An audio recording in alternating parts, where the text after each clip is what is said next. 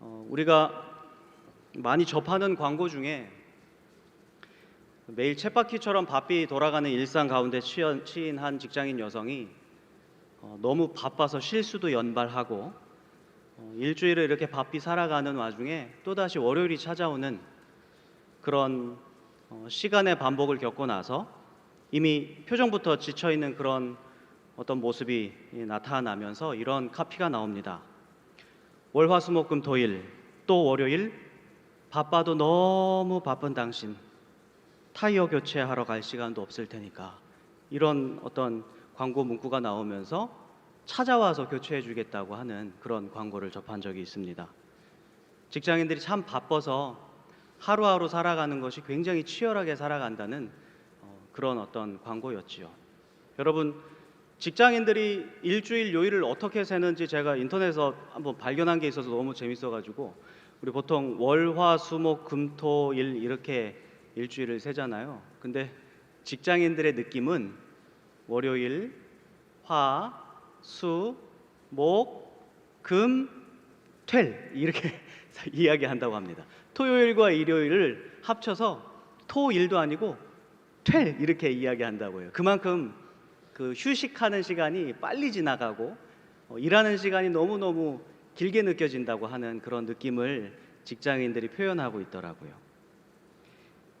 열심히 해야만 하는 그런 세상입니다. 그런데 저는 이 쉴 틈 없이 정말 바쁘게 일하는 그 치열한 모습 속에서 우리 주님의 모습을 발견합니다. 사실 하나님의 형상과 속성에 여러 가지 관점이 있고 그 관점대로 발견이 되어 왔는데, 성실하고 부지런한 모습, 그 속에서도 우리 하나님의 모습이 발견되더라 하는 말씀입니다. 한번 생각해 보세요. 우리 하나님 온 우주에 아무것도 없을 때, 시간과 공간 자체도 없을 때 거기에 시간과 공간을 지으시고 존재들을 가득 채우셨습니다.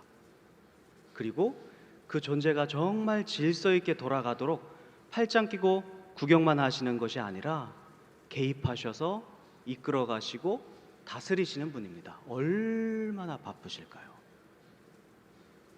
또 신약 성경에 보면 우리 예수님 쉴 새 없이 사역하시면서 갈릴리 바다 그 호숫가를 건너가는 그 배 안에서 쪽잠을 주무셨습니다. 그만큼 피곤하시게 이리저리를 돌아다니시면서 사역하셨다는 의미이죠. 오늘날 우리 한국 교회를 살펴보시는 그 하나님의 모습을 볼 때도 참 바쁘실 것 같습니다. 하나님 입장에서 볼 때 이 한국 교회는 이 새벽 기도도 있어가지고, 다른 나라는 없더라고요. 근데 새벽 기도도 있어가지고 이 새벽부터 내가 기도를 응답해 줘야 되니 얼마나 내가 오늘 하루도 바쁠까, 이렇게 생각해 볼 수 있지 않겠어요? 새벽부터 저녁까지 졸지도 주무시지도 아니하는 우리 하나님, 정말이지 쉴 틈 없이 사역하시는 우리 주님이십니다. 그러니 정말 분주하게 혹은 부지런히 최선을 다해서 성실하게 일하시는 그 모습 속에서 우리 하나님의 모습을 발견할 수 있지 않게 되겠습니까? 오늘 우리가 읽은 말씀에도 만군의 여호와 열심히 일을 이루시리라 라고 하는 말씀을 우리가 읽었습니다. 하나님이 열심을 다하신대요. 하나님이 열심을 다해서 뜨겁게 최선을 다하신대요. 창조주이신 하나님이, 진짜 전지전능하신 하나님께서 말씀 한마디로 있으라 했더니 세계가 있어졌잖아요. 그대로 생겼거든요. 정말 거침없는 창조 과정이었습니다. 해, 달, 별이 그렇게 창조되었고요. 사람은 좀 더 복잡했던지 흙으로 아주 정성스럽게 빚어서 만들어 주셨습니다. 또 여자는 자고 있는 남자의 갈비뼈를 정말 조심스럽게 이렇게 어떻게 해셔가지고 그렇게 그걸로 만들어 주셨습니다. 하나님께서 천지를 창조하신 과정을 보면 정말 이보다 쉬운 것이 없습니다. 매번 1등하는 친구들이 공부가 제일 쉬웠어요 이렇게 이야기하잖아요.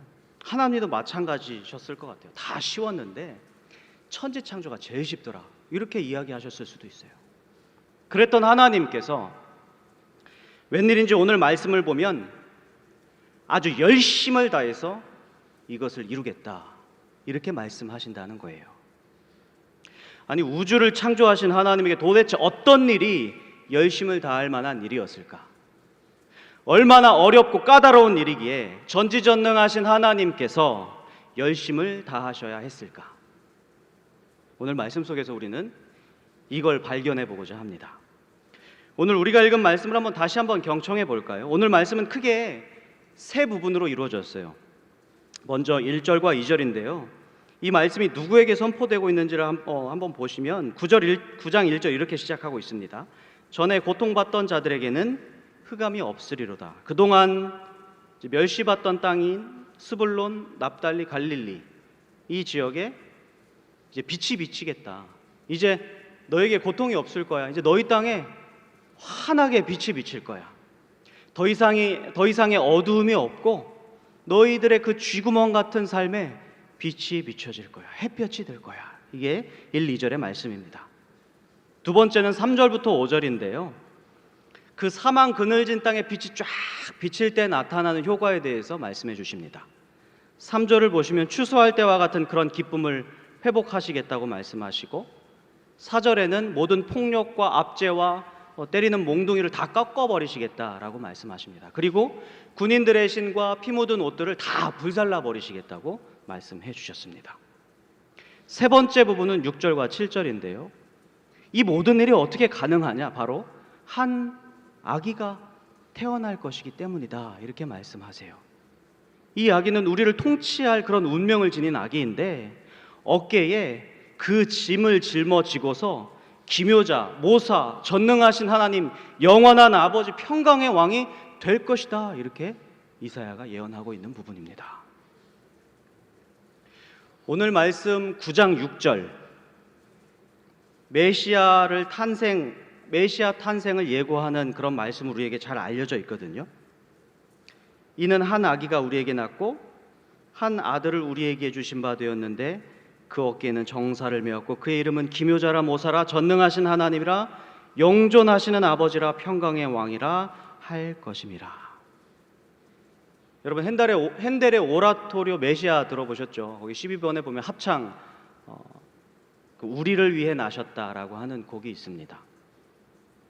우리를 위해 나셨다, 한 아기 우리를 위해, 그 어깨에 나라와 권세 메이리라, 기묘라, 모사라, 전능의 주, 영원한 아버지며 평화의 왕, 영원한 아버지며 평화의 왕, 이렇게 찬양하는 이 노래를 우리는 익히 들어 알고 있습니다. 전 세계적으로 유명한 이 곡 때문에라도 우리 이 말씀을 익숙하게 들어보셨을 것입니다. 그래서 우리는 6절에 언급된 이 한 아기가 누구라고 단번에 아시잖아요, 그렇죠? 이 한 아기는 바로 우리 주 예수님이라는 사실을 여러분들도 다 아실 것입니다. 그런데 사실 오늘 이 본문은 메시아 탄생 예고 자체만을 말씀해 주고 계시지 않습니다. 1절부터 7절까지를 곱씹어 보면 메시아 탄생을 둘러싼 굉장히 풍성하고 깊은 의미를 우리에게 말씀해 주고 계십니다. 그 첫 번째가 무엇이냐면 이 본문의 말씀은 메시아 탄생 자체를 예고하시기 전에 이 예언이 누구에게 들려져야 하는지를 선포하고 계십니다. 그러니까 지금 이 메시지가 누구에게 들려지는가, 이것을 이야기하고 있어요. 1절을 한번 보실까요? 전에 고통받던 자들에게는 흑암이 없으리로다, 이렇게 말씀하고 계십니다. 그러니까 이거는 누구에게 지금 들려주고 있는 말씀이에요? 전에 고통받던 자들. 그렇죠? 누구에게 빛이 비친다고요? 전에 고통받던 자들에게 빛이 비춰질 것이다. 그 땅이 어떤 땅이냐면 납달리, 그리고 스불론, 해변길, 그리고 그 갈릴리 지역, 이쪽이라고 말씀을 하고 있습니다. 근데 이 지역을 이스라엘 지도를 쫙 펴놓고 펼쳐보면 주로 이제 이스라엘 최북단 지역이에요. 그러니까 바다와 맞닿아 있고 그 북쪽 경계에 있는 그런 땅이라는 것을 우리가 알 수가 있는데요. 고대 사회 속에서 그 접경 지역 있잖아요. 그러니까 오늘날로 치면 어떤 부족과 부족 간의 그 접경 지역은 뭔가 경제적인 교류도 활성화되어 있고, 특히 항구 지역 같으면 어떤 교류도 왕성하게 해서 문화적으로 발달한 지역이 되기 쉽다고 생각할 텐데, 고대 부족 사회에서 이 접경 지역은 그렇지 않았어요. 전쟁 위험 지역이었어요. 그렇게 생각되지 않겠습니까, 여러분? 그러니까 최북단 지역이니까 북방 민족의 침입을 굉장히 많이 겪은 그런 지역이라 이거예요. 그때 이사야 당시에 북쪽에 누가 있었냐? 아수르라고 하는 제국이 있었습니다. 마침내 북이스라엘을 멸망시킨 나라죠. 실제로 주전 8세기에 이 아수르가 북이스라엘을 침범하면서 그 땅, 그 북쪽, 그 북방 지역을 완전 초토화시켰다는 내용이 열왕기하 15장에 기록되어 있습니다. 그러니까 한마디로 스불론, 납달리, 갈릴리 지역은 척박한 땅이고요, 이스라엘 중심부를 보호하는, 미안한 얘기인데, 방패막이 땅이었던 거예요. 그래서 이 지역은 전쟁이 일어나기만 하면, 전투가 발생하기만 하면 가장 먼저 피해를 보던 지역이었어요. 여러분이 만약에 이 나라를 다스리는 어떤 정치인이라면 그쪽 지역의 중요 기관이나 중요 시설들을 설치하시겠습니까? 저 같으면 그렇게 하지 않을 것 같아요. 다 빼서 아주 핵심 노른자 땅, 이른바 예루살렘, 사마리아, 여기다 갖다 놨을 것 같아요. 그러니까 이 땅에 핵심 시설, 중요 기관 있을 이유도 없고, 부유층들이 살겠습니까? 아니, 돈 있으면 그보다 안전한 데 살죠. 그렇죠? 어쩔 수 없이 밀려난 사람들, 방패막이가 되어서 희생된다 하여도 국가가 하등의 신경을 쓰지 않아도 크게 요동하지 않을 사람들, 그 사람들이 거기에 살고 있었다, 이렇게 추정할 수 있지 않겠습니까? 한마디로 소외지역입니다. 하나님께서 그 땅을 콕 집어서 2절처럼 말씀하십니다. 흑암에 행하던 백성이 큰 빛을 보고 사망의 그늘진 땅에 거주하던 자에게 빛이 비치도다. 놀라운 말씀이 선포되고 있는 거예요. 흑암이 가득한 곳에, 사망의 그늘질 땅에 이제는 생명이 움틀 것이다. 척박하고 가치 없는 그 땅이 이제 영광을 얻을 것이다. 납달리, 스불론, 갈릴리, 너네들 이제 뜬다, 이 얘기예요. 그 땅이 이제 땅값이 올라가고 노른자가 된다, 이 얘기랑 마찬가지겠죠.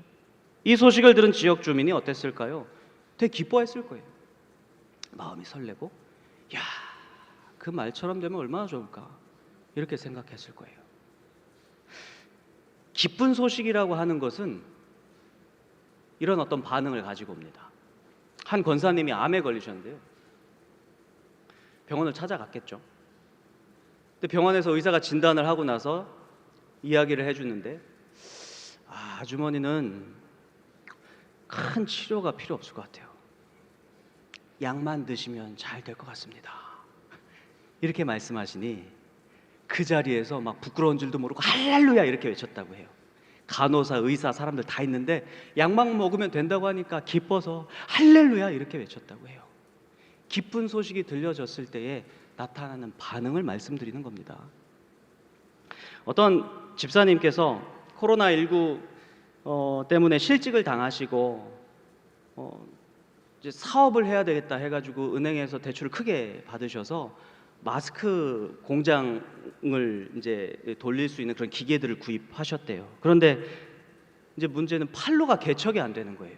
아무도 마스크를 살 사람이 없으니 이 기계를 돌릴 수가 없는 거라.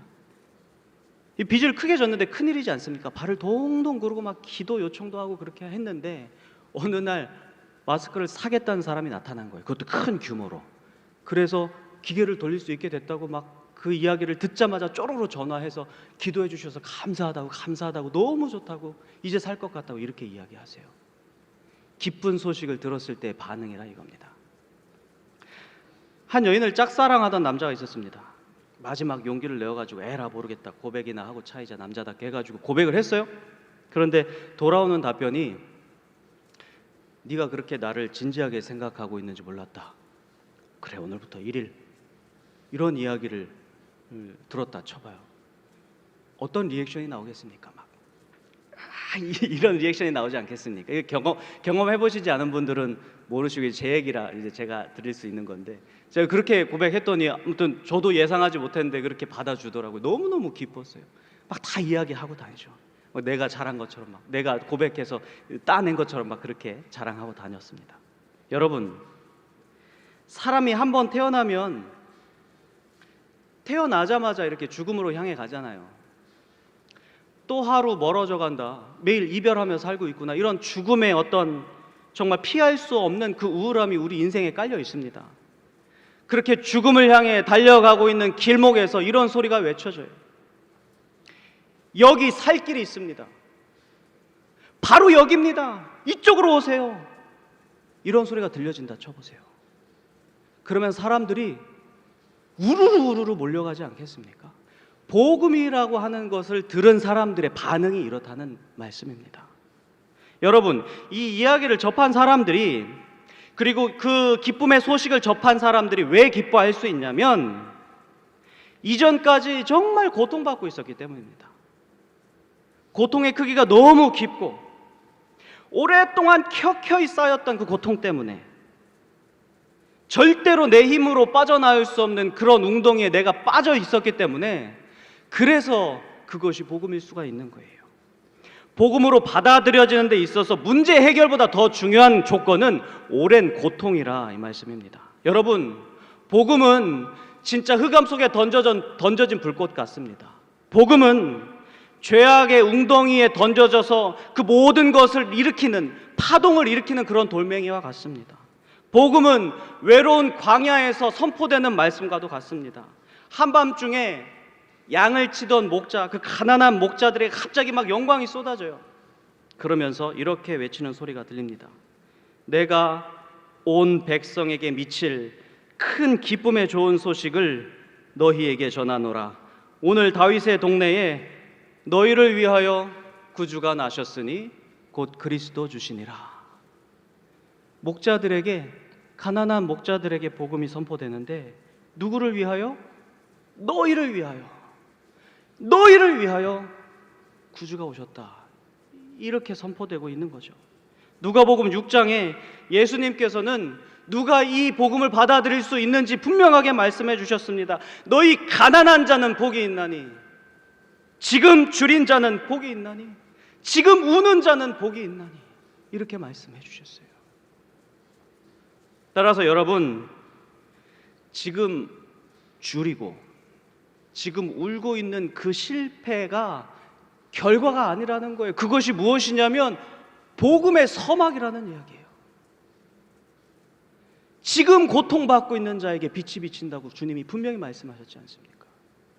그러니 고통의 깊이가 깊을수록, 흑암이 짙을수록 우리 주님의 빛이 가까이 온다, 이거를 기대할 수 있지 않겠습니까? 오늘 말씀을 읽어보면 그거를 기대할 수 있다, 이 말씀입니다, 여러분.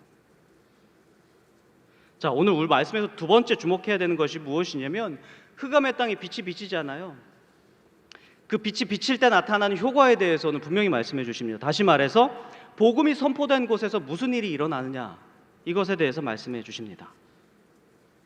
병에 걸렸던 자들에게 회복이 선포되고, 가난에 찌든 자들에게 해방이 선포되고, 짝사람 남에게 오늘부터 일일이다, 이러한 어떤 복음이 선포될 때 그 효과가 무엇이겠습니까? 당연하죠. 기쁨입니다. 기쁨이에요. 오늘 말씀 3절을 봅시다. 주께서 이 나라를 창성하게 하시며 그 즐거움을 더하게 하셨으므로 추수하는 즐거움과 탈취물을 나눌 때의 즐거움같이 그들이 주 앞에서 즐거워하오니. 누구 앞에서? 주 앞에서. 그러니까 흑암에 빛이 비치니까 즐거움이 회복되는데, 왜 회복되느냐, 우리가 주목해 봐야 되는 지점은 무엇이냐면, 나라가 부강해지고 창성해져서라고 대답할 수 있어요. 그런데 여러분, 귀에 들리는 기쁜 소식을 곧 나라가 창성해진다라고 하는 그것으로 치환해버리면, 그리고 그 소리에만 집중하다 보면, 그것을 복음이라고 착각하게 되면 큰일이 벌어집니다. 몸의 건강, 재물의 부유함, 인간의 인정과 사랑, 세상 사람들이 다 똑같이 갈구하고 있는 그 모습, 그것을 우리가 똑같이 추구하게 되고요. 그리스도인들의 소망과 세상 사람들의 소망이 같아져 버리게 되고요. 세상 사람들과 똑같이 우리의 욕구가 충족되는 바로 그것을 복음으로 생각하게 될 위험이 있습니다. 그렇게 되면 자칫 이미 배부른 자들, 지금 이미 웃고 있는 자들, 이미 풍족해서 더 이상의 은혜와 긍휼과 선물과 사랑이 하등의 필요가 없는 바로 그 자들이 승자이요, 그 자들이 복음을 누리고 있는 자들이 되어버려서 그 자들을 부러워하게 됩니다. 에이, 누가 그렇게 생각합니까? 여러분, 양심에 손을 얹고 생각해 봅시다. 여러분, 무엇을 위해 신앙하며, 무엇을 위해 기도하며, 무엇을 소망하십니까? 웰빙에 초점이 맞춰져 있지 않습니까?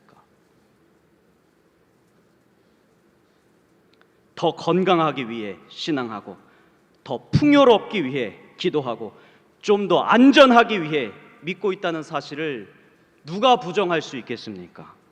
우리 의식 깊은 곳에, 우리 생활신앙 곳곳에 우리가 소망하는 바의 많은 부분이 다 여기로 잘 사는 데 쏠려 있지 않습니까? 솔직하게 까놓고 보면 우리 다 복음을 많이 오해했습니다. 세상이 요구하는 바와 그것을 충족하는 것을 복음으로 여기다 보면, 그리고 이것과 복음이 같다고 여기는 것, 우리는 이것을 세속화라고 이야기합니다. 세속화가 별것입니까? 복음과 세상이 추구하는 것이 같다고 여기는 것만큼 가장 강력한 세속화가 어디 있습니까? 우리 이걸 경계해야 되는 것이지 않습니까, 여러분? 오늘 말씀에 나라를 창성하게 하신 분이 누구입니까? 그들에게 빛을 비추시는 분이 누구입니까? 우리 주님입니다. 그래서 흑암의 땅에 빛이 비출 때에 우리는 주 앞에서 즐거워할 수 있는 것입니다. 이로 보자면 복음의 효과는 나라가 창성해지는 것이 아니라 복음의 효과는 주 앞에서 즐거워하는 것이어야 됩니다. 복음이 들려졌을 때에 주님 앞에서 즐거워하는 것, 그러니까 내가 욕구하는 것이 이루어져서 기뻐하는 것이 아니라 주 앞에서 즐거워하는 것이어야 된다는 말씀입니다. 왜? 4절부터 나옵니다. 고통받는 자들의 어깨를 짓누르는 멍에와 채찍과 억압을 누가 꺾으십니까? 주님께서 꺾으십니다. 그리고 그 기드온의 날, 옛날 그 기드온의 300용사가 미디안을 쳤던 그 미디안의 날, 그것처럼 하나님께서 모든 이 기적을 주도하시겠다는 것입니다. 5절에서처럼 군인들의 신발과 피 묻은 겉옷이 다 불타 사라진다는 것, 더 이상의 전쟁이 없다, 이 말씀이거든요. 하나님께서 아예 전쟁을 다 종식시키신다는 것이에요. 7절을 보십시다.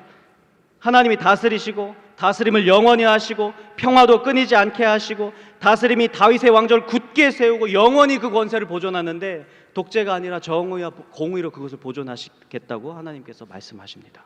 그러니까 우리가 이 말씀을 여러 역본으로, 특히 영어본으로 비교해서 읽어보면 반복적으로 뭐가 나오냐면 He will, 하나님이 의지적으로 그렇게 하겠다라고 하는 말이 반복됩니다.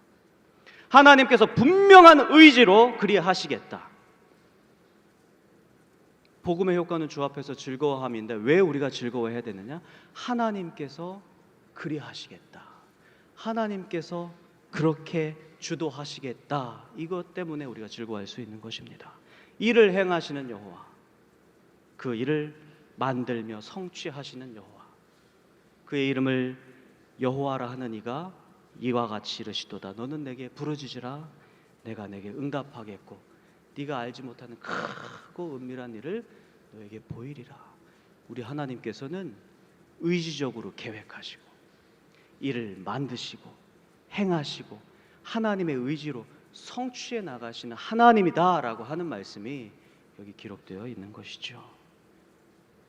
주께서 우리를 그 누구에게도 빼앗기지 않고 모든 것을 다 일일이 챙기시고 주도하시고 이끌어 가시는 분이다. 바로 여기에 우리의 기쁨과 우리의 복음이 여기에서 발견되어야 한다는 말씀입니다. 세 번째로 우리가 주목할 것은 마지막으로 이 모든 일을 위해서 하나님께서 열심을 다하시겠다라고 하는 말씀입니다. 7절 하반절에 만군의 여호와의 열심이 이를 이루시리라 이렇게 말씀하십니다. 여러분, 하나님이 열심을 내신다는 이 표현 어떻게 받아들여지십니까? 물론 은혜롭게 들리실 수도 있겠지만 곱씹어 보면 도대체 우주를 창조하신 그 놀라운 역사, 그 놀라운 권능, 그것을 가지고 계심에도 불구하고 어떻게 어떤 일에 열심을 내시는 걸까? 왜 우리 같은 연약한 자들에게, 한 사람 한 사람에게 왜 열심을 내시는 걸까? 여러 상황의 성도님들을 만나다 보면 정말 인생이 각양각색으로 펼쳐지고 있는 것을 보게 됩니다. 이게 막 색깔이 예쁘게 다채롭게 채색되어 있으면 너무나 아름다울 텐데, 어떤 일을 크게 당하신 분들은 자기의 인생 색깔이 막 잿빛이고 막 그림이 뭉개진 것 같이 여겨진다, 이렇게 말씀하시는 분도 계시더라고요. 하나님만 아시겠지만 감히 판단하자면 정말 아름답게 신앙생활 하시는 분들이거든요. 근데 막 큰 일을 갑자기 당하시고 청천벽력과 같은 그런 소리를 들으셔서 기도 요청하시게 되면 이렇게 탄원하지 않을 수가 없어요. 주여, 어찌하여 이 딸을 이렇게 내버려 두십니까? 어찌하여 이 아들을 이 고통 가운데로 이끌어 가시는 것입니까? 이 정말 아름답게 신앙생활 하시는 분이지 않습니까? 어느 때까지 이 주의 자녀들을 이 고통 가운데 오랫동안 방치하시렵니까? 이렇게 기도할 때 막 탄원이 나와요. 그러면서도 성령님께서 이런 확신을 주십니다. 지금 이 고통 그대로 그냥 방치시키는 분은 아니다. 하나님은 선한 목자니까 선한 길로, 생명의 주님이시니까 생명의 길로 이끄실 것이다 라고 한 확신을 주세요. 그런 확신을 가지고 우리가 하나님 앞에 기도하며 고통을 당하고 있는 그런 자녀들을 보실 때 우리 하나님의 마음은 어떠하실까? 굉장히 안타까워하실 것 같습니다. 당혹스러워하실 것 같습니다. 저렇게 진짜 고통을 당하다가 진짜 완전히 쓰러지면 어떡하지, 나의 아들이? 저렇게 힘들어하다가 믿음의 길에서 떠나버리면 어떡하지, 나의 딸이? 우리 하나님께서 이렇게 열심을 다하실 것 같습니다. 당혹스러워하시고 땀을 뻘뻘 흘리시면서. 제 아이가 어렸을 때 집안에서 다쳤어요. 막 장난을 치다가 가구에 얼굴을 부딪혔는데 이제 턱이 좀 찢어졌거든요. 그래서 아주 어렸을 때. 그래서 막 아이도 울고 저도 막 아이보다 더 크게 막 소리 지르면서 놀래고 그랬는데 저희 아내가 집안 사람들 싹 안정시키더라고요. 그리고 응급실로 데려가서 아이를 안정시키고 의사의 한 땀 한 땀 꼬매는 것들을 이렇게 유심히 지켜보고 저도 안심시키고 하면서 정말 이 치료 과정을 잘 견뎌내어야 훨씬 더 염증도 더 나지 않고 또 잘 치료가 될 텐데, 그걸 확신하면서도 마음에 안타까운 마음을 가지고 또 간절한 마음을 가지고 땀을 흘리면서 그 과정을 지켜보면서 가족을 안정시키더라고요. 하나님도 우리의 이런 과정들을 다 아시는 분이지 않습니까? 그렇다고 해서 어떤 승리의 미래를 우리의 삶 안에 그냥 뚝 가져다 놓으실 분은 아니시고 그렇게 하실 수도 없고, 그렇다고 본다면 우리가 하나님과 함께 견뎌내야 되고, 그러기 위해서 하나님께서 우리에게 은혜를 주시는 것이고, 그러기 위해서 우리 하나님께서 우리에게 성령의 충만함을 허락하여 주시는 것인데, 그 과정에서 하나님이 어떤 마음을 느끼시냐는 거예요. 하나님은 분명히 우리와 함께 열심을 다하시는 분이다, 이러한 결론이 우리에게 있게 되지 않겠습니까? 여러분, 온 땅에 만물을 지으신 능력의 하나님이심에도 당신의 자녀들 고통받는 상황을 해결하시기 위해서 땀을 뻘뻘 흘리시는 분이십니다. 해와 달과 별들을 말씀으로 지으신 하나님이심에도 여러분들의 작은 신음에 당황하시고 마음 아파하시고 창자가 끊어지는 고통, 그 긍휼한 마음을 가지고 여러분들 소리에 귀 기울이십니다. 온 우주를 창조하심에도 바로 나 하나의 죄를 해결하시기 위해서 하나님이 열심을 다하십니다. 비천한 말구유에 오셨고 온갖 멸시 천대 다 받으시고 피와 땀을 다 쏟으시고 하나님의 가장 위대한 열심, 하나님께서 가장 최선을 다한 노력, 십자가에서 나 하나를 위해서 그렇게 열심을 다하셨다는 이 놀라운 말씀, 우리가 기쁜 소식으로 받아들일 수 있어야 되지 않겠습니까? 십자가의 죽음과 사망 권사의 싸움과 죽음 속에서 부활하신 그 하나님의 열심을 통해서 우리 하나를 살리시려고 그러한 열심을 다하신 우리 하나님이십니다. 값싸게 쉽게 얻은 게 아닙니다, 여러분. 하나님의 열심으로 얻으신 것을 믿으시기 바랍니다. 지금도 하나님께서 당신의 뜻을 이루어 가시며 모든 악의 권세를 멸하시고 다시 오실 때를 위해서 하나님 지금도 열심을 다하고 계십니다. 만군의 여호와의 열심이 이를 이루시리라. 이 말씀을 하나님 지금도 이 시간에도 우리에게 행하고 계십니다. 말씀을 맺습니다. 여러분, 하나님께서 이 모든 것을 정의와 공의로 보존하십니다. 그러니 우리 주 앞에서 즐거워야 할 것이고, 하나님 우리를 이끌어 가시고 우리를 응원하듯이 우리 역시 하나님의 열심을 믿고 하나님 힘내십시오, 하나님 힘을 내십시오, 우리가 기다리겠습니다, 이렇게 하나님을 응원하고 찬양하고 하나님의 모든 사역을 지지하고 받아들이고 우리의 삶을 내어드리고 우리의 자리를 내어드려서 주님 다 하십시오, 이렇게 내어드리는 우리의 자세가 필요할 것이라고 믿습니다. 이렇게 여러분 하나님을 의지하시는 저와 여러분이 되기를 주님의 이름으로 축복합니다. 기도하겠습니다. 사랑의 하나님, 감사합니다. 오늘 주님께서 우리에게 말씀을 허락하여 주시고 고통받는 자에게 먼저 다가오셔서 그들에게 기쁜 소식을 허락하여 주시고 하나님이 다 이루시겠다, 열심을 다해서 모든 우리의 상황과 문제를 해결하시겠다고 약속해 주신 하나님, 우리의 생명을 구원하시고 또 정의와 공의로 모든 것들을 온전케 회복하시며 그 나라를 완성하시며 영원하게 이끌어 가시는 우리 주님의 그 모든 능력과 권세를 찬양합니다.